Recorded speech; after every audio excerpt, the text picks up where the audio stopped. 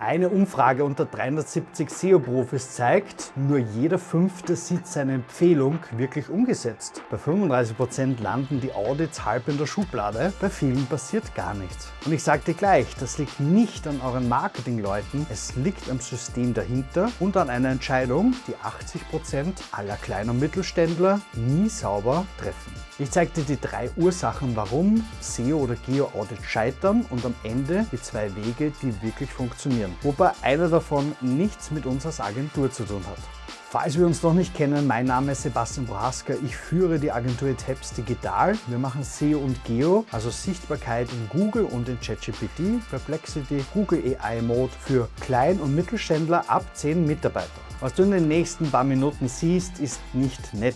Aber wenn du in den letzten 2 Jahren einen SEO-Audit oder Geo-Audit beauftragt hast, ist es vermutlich relevanter für deinen Umsatz, als du denkst. Stell dir vor, du hast vor einem Jahr einen 4-stelligen Betrag vielleicht für einen SEO- oder Geo-Audit ausgegeben, 60 Seiten PDF, Maßnahmenkataloge, Priorisierungen, alles drin. Heute 12 Monate später, die Hälfte deiner direkten Mitbewerber ranken vor dir und in ChatGPT taucht dein Name nicht auf. Wenn ein potenzieller Kunde nach deiner Branche fragt, dann bist du einfach schlichtweg nicht sichtbar. Das ist kein Einzelfall, das ist eher ein Muster, das ich beobachte. Was sind die Ursachen dafür? Aleida Solis, eine der bekanntesten SEO-Beraterinnen der Welt, betreut Konzerne von New York bis Tokio, hat ihre Branche gefragt, warum Audits nicht umgesetzt werden. Die Antwort ist klar, an jeder ersten Stelle steht das, was Decision Makers Priorities nennt. Auf Deutsch, du als Geschäftsführer hast jeden Tag 5 Themen auf dem Tisch, die dringender aussehen als SEO, Vertrieb, Personal, Liquidität, das nächste Kundenprojekt und so weiter. SEO ist wichtig, aber selten dringend.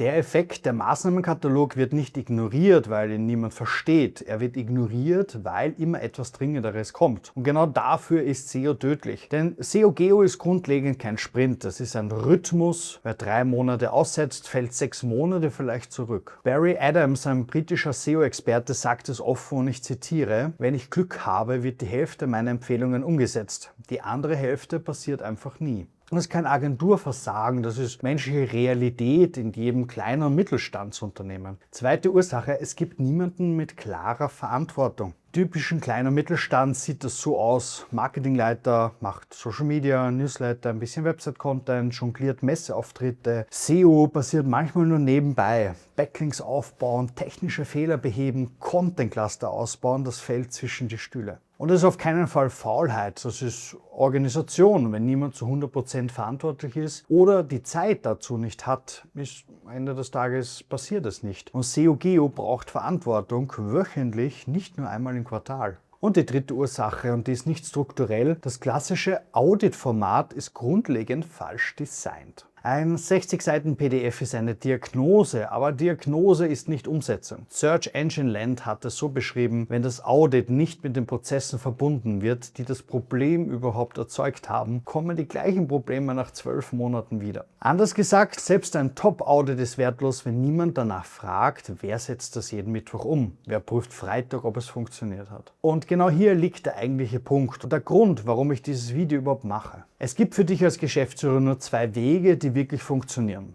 Halbgar killt dich. Also 80% aller kleinen Mittelständler sind halbgar. Das war meine Andeutung von Anfang. Also Pfad 1, intern, aber mit echter Verantwortung. Du stellst jetzt jemanden ein oder benennst jemanden im Team, der mindestens 25 bis 50 Stunden pro Monat, also 6 bis 12 Stunden die Woche, ausschließlich für SEO und Geo blockiert hat. Mit klarer KPI-Verantwortung, nicht nur nebenbei, wenn Zeit ist, sondern wirklich fix im Kalender. Man kann noch immer eine Agentur dazu holen, um beratend, coachend hier mitzuhelfen, aber es ist ein grundlegend guter Pfad, sich hier jemanden tatsächlich auch anzustellen. 2 Probleme, die wir hier erleben, ist: meist bekommt man keine guten Mitarbeiter und zweitens, meist hält man diese Mitarbeiter nicht. Und vielleicht das dritte Problem, das ganze Thema der Toolzugänge, das ja SEO-Agenturen wie wir haben, gilt es genauso aufzubauen und hier fallen auch wieder zusätzliche Kosten an. Deswegen ist logischerweise meine Lieblingspfad und auch meine Empfehlung der zweite. Lagert es komplett extern, sogenannte Done for You. Hier übernimmt eine Agentur nicht nur die Empfehlungen, sondern setzt diese auch um. Recherche, Content, technische Optimierungen, Backlinks, Quellenmanagement, Reporting, Kennzahlen, alles. Euer Team wird nur für eines gebraucht, um Entscheidungen gemeinsam zu treffen. Konkret heißt das bei uns 0,5 bis 1 Stunde pro Woche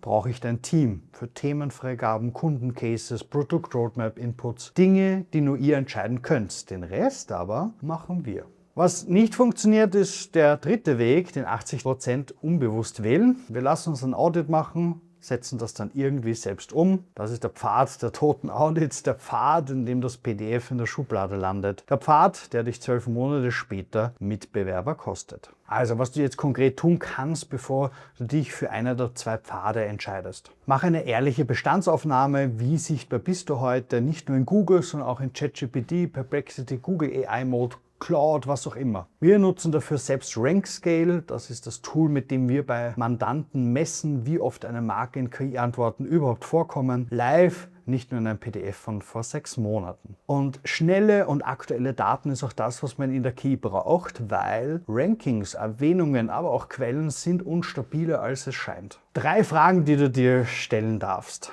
Erstens, taucht dein Unternehmen auf, wenn jemand in ChatGPT nach deiner Branche fragt, nach deinen Dienstleistungen, nach deinen Produkten. Zweitens, hast du in deinem Team jemanden mit echter Wochenverantwortung, der die Ressourcen hat, sich regelmäßig für SEO und Geo zu kümmern. Und drittens, wenn du das letzte Audit nimmst, wie viele Maßnahmen sind nach 6 Monaten wirklich umgesetzt worden? Wenn du bei 2 von 3 Fragen jetzt vielleicht schwitzt, ist eine Entscheidung absolut notwendig und fällig.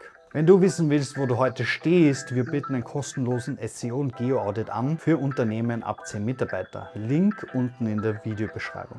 Was wichtig ist, das ist ein Audit, eine ehrliche Diagnose, kein Verkaufsgespräch. Was du damit machst, entscheidest du. Wenn du Teampfad 1 bist und es alleine stemmen kannst, perfekt. Wenn du Teampfad 2 bist, dann freuen wir uns, wenn wir Done for You für dich anbieten dürfen. Das Audit ist auch der Test, wie wir als Agenturen ticken. Bevor du irgendeinen Vertrag unterschreibst, weißt du, ob Qualität passt, ob die Chemie auch menschlich stimmt und so weiter. Deswegen sind Audits generell an sich ein gutes Werkzeug. Schreib mir gerne in die Kommentare, welcher Pfad ist heute eure Realität und welcher sollte es vielleicht sein. Vielen Dank fürs Zuschauen und bis bald im nächsten Video.